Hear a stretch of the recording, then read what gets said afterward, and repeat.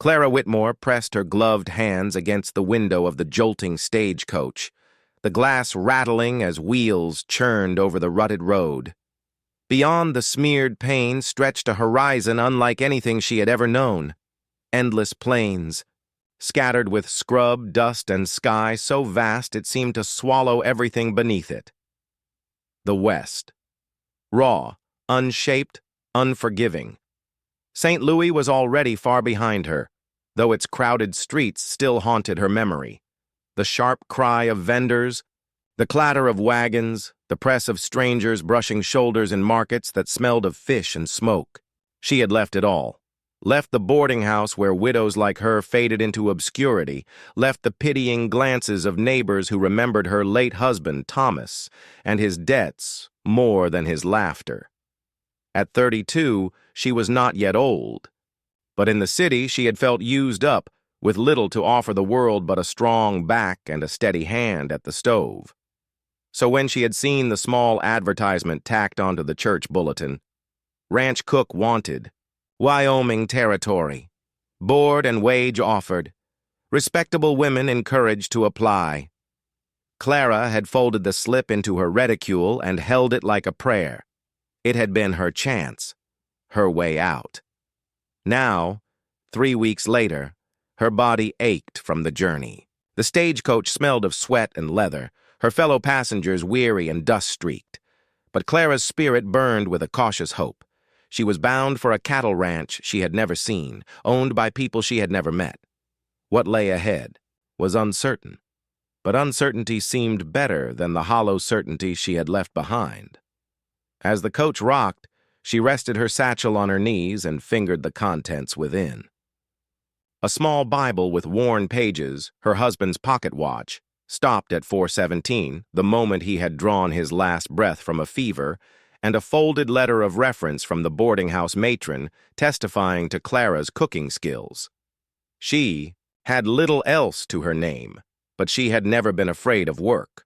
Hunger she could understand, hardship she could endure.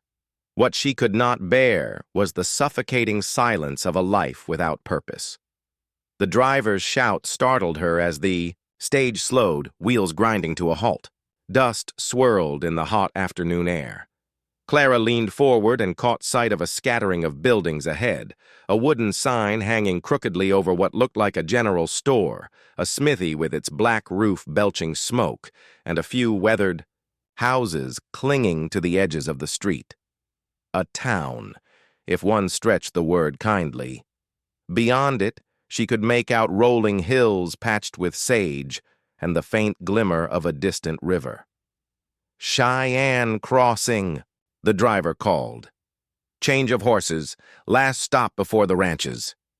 Clara gathered her things, smoothing her faded brown skirt and adjusting the bonnet tied beneath her chin.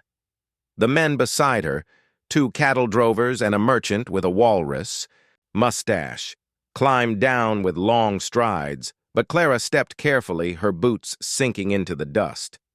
She felt eyes on her immediately. Townsfolk pausing to study the stranger stepping off the stage. A woman traveling alone always drew notice, and Clara straightened her shoulders, meeting their curiosity with a steady gaze.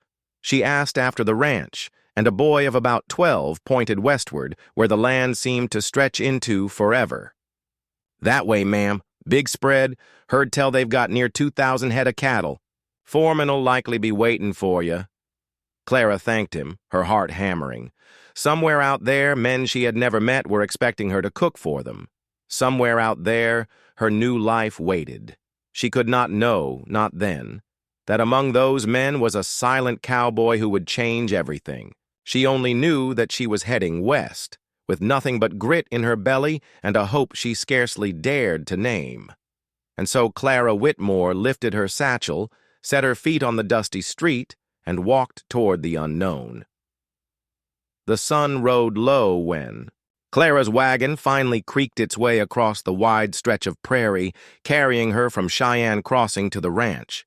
The foreman, Hank, a wiry man with a crooked smile and skin weathered to leather, had been waiting by the mercantile just as the boy promised. He tipped his hat politely when Clara introduced herself, and though his eyes measured her with the caution of a man sizing up both horseflesh and strangers, his tone was kind. "Not many women make it out this far," he'd said, helping her load her satchel into the buckboard. "Cooking's honest work, though, and these boys will be grateful for a hot meal that don't come from a tin." Clara had perched on the bench beside him, clutching the edge as the wagon rattled westward, the town dwindling into a handful of shadows behind them. Hours passed beneath the sweep of sky, the land opening into a broad canvas of golden grass, rolling hills, and distant buttes etched sharp against the horizon. Every so often, Hank filled the silence with bits of ranch talk, herd counts, spring rains, fences mended after winter storms. Clara listened, letting the rhythm of his words steady her, though the enormity of the land pressed upon her heart like both promise and burden. By the time they crested a ridge, the sun was melting into the earth, staining the clouds in fire. Below stretched the ranch, a cluster of sturdy buildings, a main house with a wide porch, a cookhouse with smoke curling from its chimney, a long bunkhouse for the men, and corrals where horses tossed their manes in the dying light. Beyond, as far as Clara could see, grazed cattle, black dots scattered across the plain like ink spilled on parchment. Her breath caught. This was not the cramped kitchen of a boarding house. This was vast, alive, and untamed. As Hank guided the team into the yard, men emerged from the bunkhouse, dusting their hands and lifting their hats in greeting. They were sunburned, lean, their shirts patched and boots worn, yet they carried themselves with an easy camaraderie. Clara felt a dozen curious eyes rest upon her as she climbed down, straightening her bonnet. "Boys," Hank called, here's Mrs. Whitmore, the new cook. Show her respect, or you'll answer to me." The men nodded, murmuring their welcomes, though more than one grin flickered across their faces at the thought of a woman's hand in the kitchen. Clara caught snippets of words. Biscuits, coffee that ain't sludge, maybe even pie, and her cheeks warmed, though she lifted her chin. If food was what they expected, food they would get. But it wasn't the joking men who drew her gaze. It was the tall figure who lingered at the edge of the crowd, silent, apart. He stood with his hat brim pulled low, arms crossed, the dying light tracing the hard angles of his face. Unlike the others, he offered no word of welcome, only a slight nod that was neither unfriendly nor warm. Something in his stillness unsettled her. A man like stone, Clara thought, solid but impenetrable. "That's Cole," Hank murmured, following her glance. "Don't mind him none. He don't talk much, but he pulls his weight. Best hand we got." Clara gave a polite nod, though she felt the weight of Cole's eyes on her as she carried her satchel toward the cookhouse. It was as though he measured her the way one might measure a storm, silent, steady, waiting to see what would break. Inside, the cookhouse smelled of soot and stale grease, its shelves bare, save for sacks of flour, beans, and salt pork. Clara set her satchel down and rolled up her sleeves. If this was to be her kingdom, she would tame it, little by little. Outside, the men laughed, the sound carrying through the evening air. Yet beneath it, she could still feel the quiet presence of the silent cowboy, a shadow at the edge of her. Awareness. She did not yet know his story. She did not yet know the land he walked was his. But the West had a way of revealing truths in its own time. Clara's first morning on the ranch began before the sun rose. She lit the stove in the cookhouse with stiff fingers, the wood snapping and crackling to life while the men still slept in their bunks. The air was sharp with dawn chill, her breath misting as she fetched water from the pump and measured flour into a bowl. The rhythm of cooking steadied her nerves. Flour, salt, lard, water. Hands working as they had in kitchens all her life, though never in a place so far from everything she had known. The bunkhouse door slammed open with a groan of hinges. and one by one the cowhands shuffled into the cookhouse, rubbing sleep from their eyes, boots thumping the floorboards. Their rough laughter filled the small space, and soon the long wooden table was crowded with men reaching eagerly for biscuits, bacon, and steaming mugs of coffee Clara poured from the blackened pot. They ate heartily, their gratitude plain in. Every grunt of satisfaction and every request for just one more biscuit, ma'am, if you don't mind. Clara's cheeks warmed with quiet pride. She had wondered if these strangers would accept her, but already they treated her with a sort of rough courtesy, as though her presence had shifted something they hadn't realized they'd been missing. Yet, even in the bustle of plates scraped clean and mugs clattered, Clara's gaze kept drifting to the figure at the end of the table. Cole. He sat apart, shoulders squared, silent while the others joked and teased. His hat lay on the bench beside him, revealing dark hair threaded with the faintest touch of silver at the temples. His face was lean, carved by weather and time, the kind of face that gave nothing away. He ate without hurry, movements efficient, never once asking her for more, though she noticed he left nothing on his plate. When she passed the coffee pot down the line, he lifted his cup in acknowledgement, but his voice, if he had one, remained unheard. Clara caught his eyes just for a heartbeat, and something in their depth unsettled her. They were steady, almost too steady, like a still pond you couldn't see the bottom of. The other men filled the silence he left. Hank teased one about losing, at cards, another about snoring loud enough to spook the herd. Their laughter was easy, and more than once Clara found herself smiling, the heaviness of her past life loosening just a fraction. But whenever her gaze strayed toward Cole, she felt the quiet like a weight in the room. By the end of breakfast, the men had shouldered their gear and headed for the corrals. Hank lingered long enough to tip his hat. "Fine cooking, Mrs. Whitmore. They'll ride longer and work harder knowing there's meals like this waiting at the end of the day."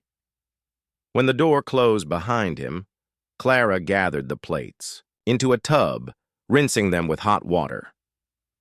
The cookhouse felt empty now, yet Cole still sat at the far end of the table, finishing his coffee as though he had no intention of rushing anywhere. Clara dried her hands on her apron, unsure whether to break the silence. Finally, she said, "If you'd like more, there's plenty." His eyes lifted to hers, calm but unreadable. For the first time, he spoke. "Good." Just one word, deep and quiet, as though shaped from gravel and smoke. Then he set his cup down, rose to his full height, and with a nod that might have been gratitude or dismissal, he left. Clara stood alone, her pulse strangely quickened by the brief exchange. She reminded herself it was foolish to be unsettled by a man's silence. Still, she could not shake the feeling that Cole was a man apart, not merely quiet, but bound by something unspoken. She turned back to the dishes, but her thoughts lingered. Who was he, this silent cowboy, and why did his presence press on her heart like a question she could not yet answer? The days soon fell into rhythm, early mornings by the stove, afternoons of baking bread or boiling beans, evenings with the clatter of plates and the hum of men's voices filling the cookhouse. Clara worked hard, and though her muscles ached and her hands grew raw from scrubbing, the ranch began to feel less like a place she had wandered into and more like a place where she belonged. It was in these ordinary days, though, that she began to notice something peculiar. Cole. At first, she thought him merely a solitary man, the kind who preferred silence to chatter. But as her eyes grew sharper, she began to see how the others reacted to him. The men were rough and rowdy, fond of teasing each other, quick to argue about cards or cattle. Yet whenever Cole entered the room, a shift occurred. It was subtle, almost invisible. Voices lowered, tempers cooled, backs straightened just a little. He rarely spoke, and when he did, it was with so few words that Clara sometimes wondered if she had imagined his voice at all. But his presence seemed to command more than noise ever could. One evening after supper, a dispute broke out among the men. Two cowhands, red-faced from whiskey, argued over whose turn it was to ride night guard. Voices rose, hands curled into fists. Clara, stacking plates by the wash basin, froze. She had seen brawls before in St. Louis taverns, and she braced herself for flying fists. But then Cole stood. He didn't raise his voice, didn't bark orders as Hank sometimes did. He simply said, "Enough." The word rolled low, steady as thunder before a storm. The two men stopped mid-swing, as if the sound had cut straight through their fury.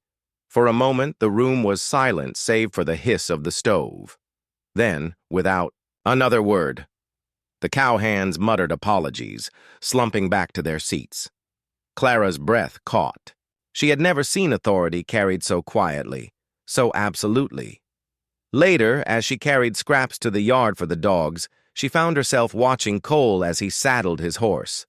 He moved with the same quiet assurance he carried everywhere, deliberate, efficient, no wasted effort. Hank approached, muttering something about the herd straying near the river, and though Clara could not hear Cole's reply, she saw the way Hank nodded, as if the final word had been spoken. It unsettled her. Why did a man who was, by all appearances, just another ranch hand seem to hold the weight of decision? Why did even the foreman defer to him?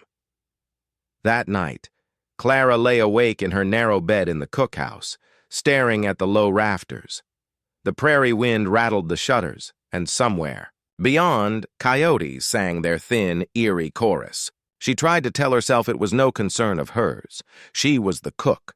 Her duty was to feed the men, not to puzzle over their unspoken hierarchies.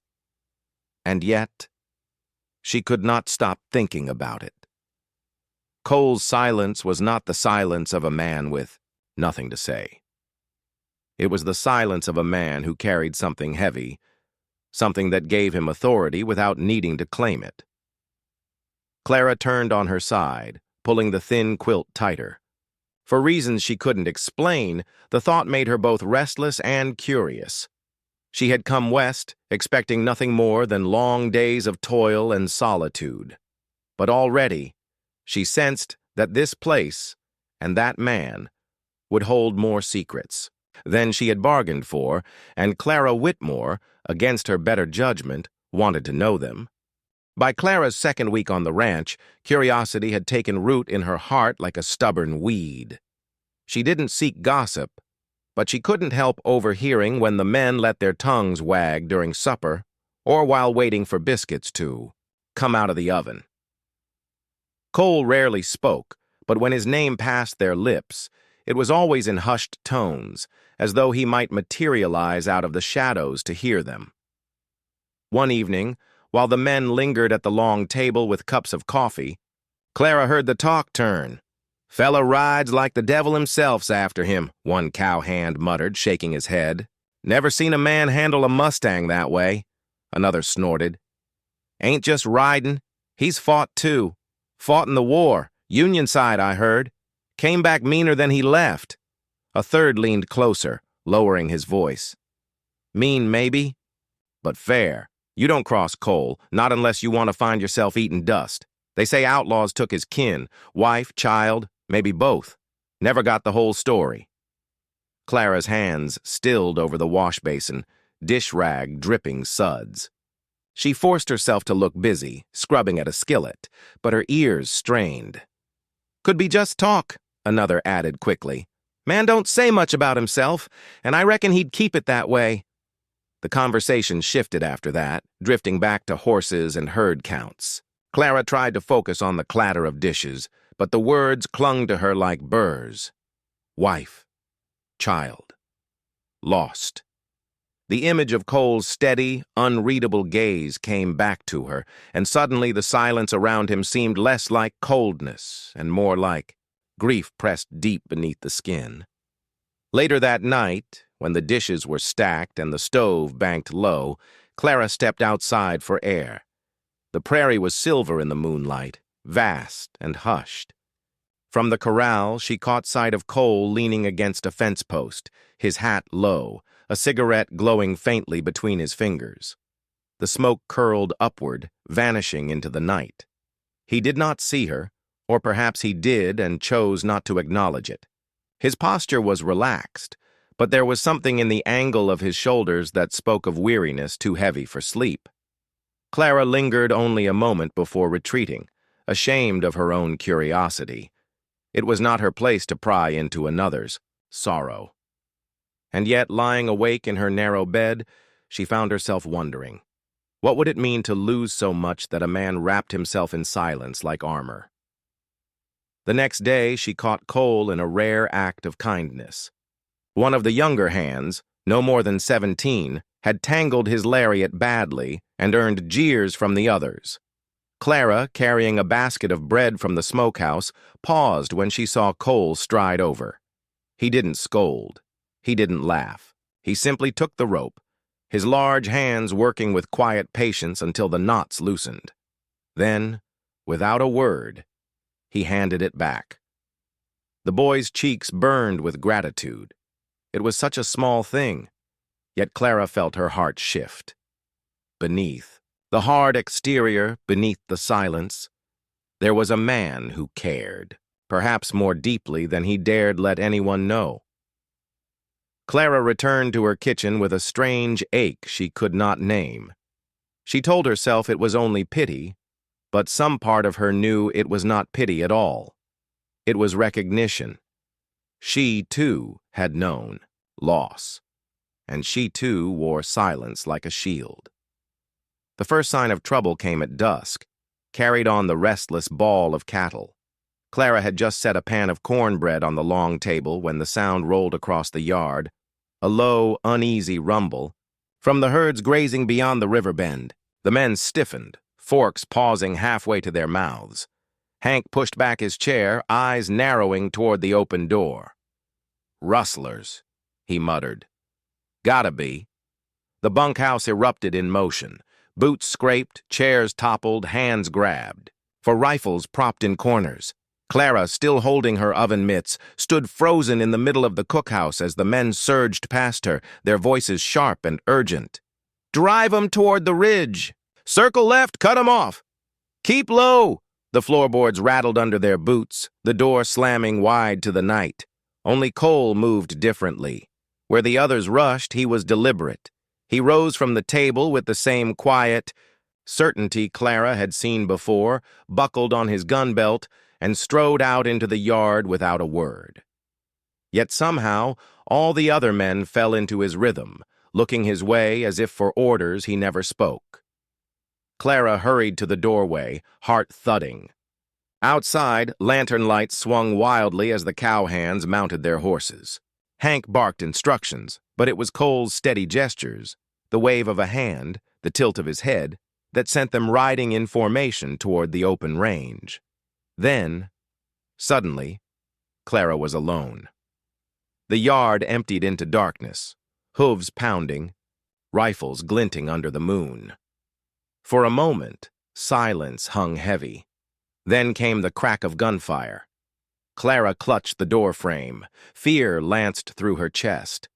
This was not the safe routine she had expected when she'd answered that church bulletin in St. Louis. This was danger, raw and real, and it pressed on her with a force that stole her breath. Minutes stretched like hours. From the distance came shouts, curses, more shots. The cattle's cries rose into a frantic chorus, echoing through the night air. She forced herself back to the stove, though her hands shook. The cornbread sat untouched. She stoked the fire, put on another pot of coffee, anything to keep her hands busy. The men would return hungry, she told herself. She had to be ready. When the door finally burst open, the men stumbled in, sweat-soaked and wild-eyed, the smell of gunpowder and dust clinging to them. Hank's sleeve was torn. Another hand sported a bleeding gash, but they were alive. Clara rushed forward with a basin of water and clean rags, her worry spilling over. "What happened?" she demanded, pressing a cloth to a man's arm. Rustlers tried cutting the herd, Hank panted. Didn't count on us being ready. Cole spotted 'em first, led us right through. Cole. Clara looked up, and there he was. Last through. The door, silent as ever. His shirt was torn at the shoulder. Dirt streaked across his face, but his eyes burned with a calm fire. He set his rifle against the wall, as if the danger had never been. The men gathered around him, their voices loud, with admiration. Drove 'em off clean. Never seen a man ride like that. Saved the herd, he did. Cole said nothing. He simply lowered himself into a chair and reached for a tin cup of water, drinking as though nothing had happened. Clara stood, at the edge of the room, basin still in her hands, watching him. In the clamor of voices and the steam rising from the food she hurried to serve, her gaze lingered on the silent cowboy. She realized then that it wasn't just skill that gave him authority. It was something deeper, something unshakable, and it frightened her a little, even as it drew her nearer in ways she couldn't yet explain. The rustler raid left the ranch unsettled for days. Though the herd had been saved, the cattle remained skittish, and the men rode dawn till dark to keep them tight and calm. Clara cooked more meals than she thought possible, her days stretching. Long into nights, the scent of frying pork and boiling coffee her constant companions. But beneath the exhaustion ran something else, a pulse of unease, the echo of gunfire still in the men's ears. They spoke of it often, how close the herd had come to scattering, how easily the rustlers might have slipped away with 100 head.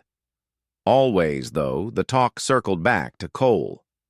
He rode straight at 'em, no hesitation, one man said, shaking his head in awe. Never seen a man so steady under fire, another added. Don't reckon we'd have held 'em without him. Clara listened in silence as she ladled stew into bowls, her eyes flicking toward the man they praised. Cole never responded to their admiration. He sat with the same calm gravity as always, eating in silence, nodding once if pressed, as though their gratitude were unnecessary. Yet Clara had seen him that night. She remembered the way he had moved through the chaos, sure and unyielding, like a rock in the middle of a storm. Fear had not touched him, not for himself at least. She suspected his fear, if he had any, was for the ranch, for the men, for the land itself. One afternoon, Clara had her chance to see it again. A storm was rolling in, the sky turning the color of iron, when one of the younger hands came racing in from the pasture. Calf stuck in the gully, he gasped. River's rising, she'll drown. Before anyone else could move, Cole was already in the saddle, spurring his horse toward the river. Hank and another rider followed, but it was Cole who reached the gully first.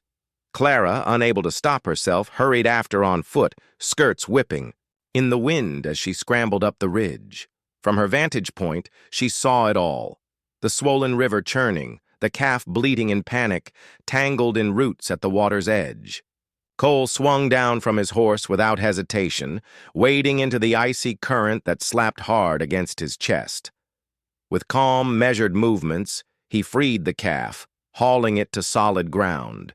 The storm broke then, rain slashing sideways, thunder, rolling like cannon fire. Clara pressed a hand to her mouth as he lifted the shivering animal onto his shoulders and carried it up the bank, water streaming from his clothes. He set it down gently, gave it a firm pat, and stepped back as the mother cow rushed to nuzzle her calf. Only then did he glance up the ridge. His gaze found Clara, standing drenched in the rain, breathless with both fear and relief. For a moment, his eyes softened. Just a flicker, gone almost as soon as it appeared. Then he tipped his hat and mounted his horse, riding back toward the herd as if nothing remarkable had happened. Clara stayed rooted where she was, her heart pounding. He had risked his life without a second thought, not for glory, not for praise, but simply because it was needed. That night, as the storm rattled the shutters and the men laughed over hot coffee, Clara could not stop thinking about him, about the quiet strength that seemed to rise from someplace deeper than duty. He was more than a silent man. He was a protector. And though she told herself she had come west for work and nothing else, Clara felt the first stirrings of something she had not allowed herself to feel in years, something dangerous, fragile, and impossible to ignore. By late summer, Clara had settled into life on the ranch as though she'd been born to it. Her biscuits rose high, her stews filled hungry bellies, and even the most skeptical cowhands now treated her with a kind of rough affection. Yet for all her progress, the mystery of Cole lingered. She tried not to think of him too much, but her eyes betrayed her. At meals, she noticed how the men waited for him to take the first bite before settling in, though he never asked it. When decisions arose, whether to drive the herd north or patch fences first, Hank's eyes always sought Cole's. And when Cole gave the smallest nod, the matter was settled. It was a strange kind of power, one born not of noise, but of gravity. One evening, Clara found herself in the main house for the first time. Hank had asked her to bring a basket of bread to the boss's table. She frowned at that. "The boss? I thought you were foreman here." "I am," Hank said with a crooked smile, "but the land don't belong to me. Owner keeps quiet about it, lives like the rest of us. You'll see." The words unsettled her. Owner? She had never met him, not formally. Surely someone of such importance would have made himself known. Carrying the basket, she stepped into the lamp-lit dining room, and there, at the head of the table, sat Cole. For a moment, the world seemed to tilt sideways. Clara nearly dropped the bread. He looked up, meeting her gaze with those calm, steady eyes, and something inside her cracked open. "You?" she whispered. He inclined his head. "Me." The silence that followed was heavy, filled with all the questions she could not yet shape. She managed at last. "Why let me think you were just another hand?" Cole set down his cup, his voice quiet but firm. "Because it don't matter. Work's the same, cattle's the same. Men need to know you'll ride beside 'em, not above 'em. They follow better that way." Clara gripped the back of a chair, her heart hammering. "But you let me serve you like a hired hand." "I am a hand," he said. "A hand to the land. Always will be." The words struck her as both humble and unyielding. He wasn't ashamed of his ownership. He simply didn't wear it like a badge. Yet she felt betrayed, foolish for not having known. "Why not tell me?" she pressed. His eyes softened, though his face remained carved from stone. "Didn't want you treatin' me different. Didn't want your kindness tied to my name." Her breath caught. The honesty in his tone was disarming, as though he had taken the armor of silence and set it down between them. Clara's mind whirled. She thought of the way he'd carried the calf from the flood, the way the men deferred to him without command, the way he had stood that night of the rustler raid steady as iron. It all made sense now. He hadn't needed to prove himself. He already owned everything beneath his boots. And yet he had chosen to live like one of them. "I don't know what to say," she murmured. "Don't say nothin'," Cole replied. He rose from the table. Towering and quiet, then tipped his hat in his familiar way. "Bread smells good. Thank you." With that, he left the room, leaving Clara staring at the empty chair where the truth had revealed itself at last. For the first time since arriving, she wasn't sure if she wanted to stay or if she could ever look at him the same again. For days after the truth came out, Clara kept her distance. She went about her cooking with steady hands and a forced smile, but inside her thoughts twisted like a windstorm. She felt foolish for not seeing what had been plain to the others, that Cole's authority came not only from respect, but from rightful ownership. And though she tried to reason with herself, a sting of betrayal lingered. Why hadn't he trusted her? Why had he let her believe he was nothing more than a quiet cowboy? Cole did not press her. He still came to the table, ate her meals in silence, and rode out with the men at dawn. But Clara noticed the way his eyes sought hers when he thought. She wasn't looking. The way his voice lingered a fraction longer when he thanked her for supper. It was as though he felt the distance, too, though he did not know how to bridge it. One evening, unable to keep her frustration bottled any longer, Clara carried a basket of biscuits out to the porch where he sat, sharpening his knife. The twilight painted the land in shades of rose and gold, the horizon stretching endless. Cole glanced up, his expression unreadable, but he slid the blade back into its sheath. "Something on your mind," he said quietly. Clara set the basket down harder than she intended. "You should have told me." He leaned back in his chair, hat brim low. "Would it have changed how you cooked? How you looked me in the eye?" "Yes," she admitted, her voice catching. "I don't know how, but yes. I'd have known where I stood." Cole was silent for a long time. The wind stirred, carrying the faint sound of cattle lowing in the distance. Finally he spoke, his voice low and rough. "Lost a wife once. Lost a child. Back before the war. Since then, I've had men treat me one way when they thought I was just another rider, and another when they knew what I owned. Didn't want that from you." Clara's breath stilled. She had guessed at loss, but hearing the words laid bare was like a door opening to a room she had only glimpsed in shadows. "I know what it is to lose," she said softly. "My husband died in St. Louis. Fever took him in 3 days. Left me with debts and no children to soften the grief." For the first time, Cole lifted his eyes fully to hers. And there, in that steady gaze, Clara saw not just the weight of silence, but the raw wound beneath it. "Then you know why I keep quiet," he said. "Words don't bring the dead back. Work's the only thing that holds me steady." Clara sank onto the porch step, her skirts rustling. "And yet silence doesn't keep the loneliness out, does it?" He didn't answer right away. Instead, he studied her as though weighing the truth of her words. Then slowly, he shook his head. "No, it don't." They sat together in the fading light, the distance between them narrowing with every heartbeat. Clara realized then that his silence had not been meant to push people away, but to protect what little remained of him. And she, carrying her own scars, understood better than anyone how heavy such armor could become. At last, Cole reached into the basket and broke a biscuit in half, offering her a piece. "Best I ever had," he said, voice quiet but warm.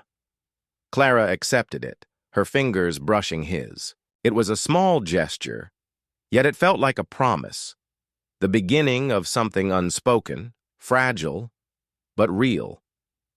For the first time since arriving at the ranch, Clara felt not just like a cook, not just like a stranger finding her place, but like a woman seen and understood. Autumn crept across the Wyoming plains with crisp mornings and long shadows.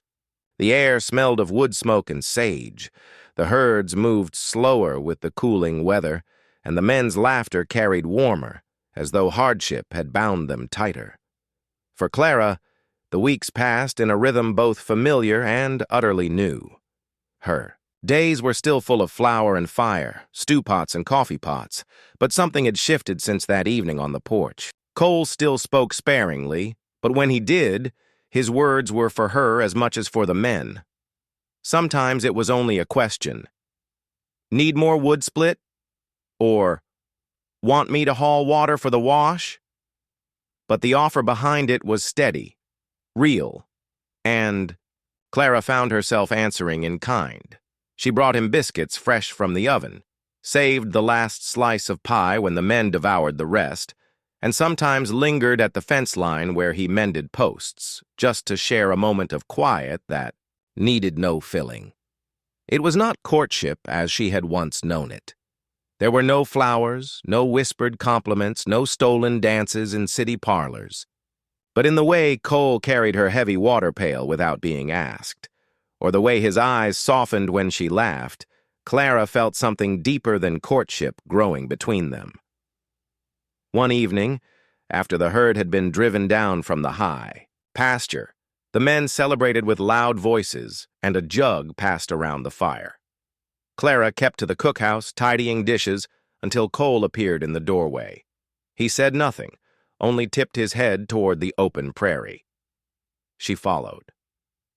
The night stretched wide and star-filled, the sky so vast it made her breath catch. They walked in silence past the corrals, past the barn, until the laughter of the men faded into nothing. Only the chirp of crickets and the low hum of wind filled the air. Finally, Cole stopped at the rise overlooking the herd. The cattle lay, like dark shadows across the plain, and beyond them the mountains rose, silvered by moonlight. Clara hugged her shawl tighter against the chill. "I've been thinking," Cole said at last, his voice low, hesitant, "about what you said, about loneliness." She turned to him. His profile was etched sharp against the stars, and for the first time she saw not only the strength in him, but the vulnerability he worked so hard to hide. "I've lived a long, while with just work to keep me going," he went on. "Didn't reckon I'd ever want more. But—" He glanced at her then, and the intensity of his gaze rooted her to the earth. "But you changed that." Clara's throat tightened. For a long moment she couldn't speak. All she could think of was the journey that had brought her here, leaving behind a city that had no place for her, stepping into a life of dust and toil, never imagining she would find something her heart had quietly yearned for all along. She swallowed hard, her voice unsteady but true. "I never thought I'd find it either, not again. But here I am." Cole shifted, his hand brushing hers. It was not bold, not claiming, only steady, like everything else about him. Clara let her fingers twine with his, the warmth of his palm anchoring her against the endless sky. They stood there together, silent, not because words failed, but because silence had finally become safe. Shared. In the weeks to come, Clara would keep the kitchen warm, and Cole would ride the ranges as he always had. But beneath the daily work lay something unshakable, a bond forged not in grand gestures but in quiet truths, steady as the land itself. And in the wide western sky, Clara, Whitmore, widow, cook, wanderer, found her new beginning, not alone, never again.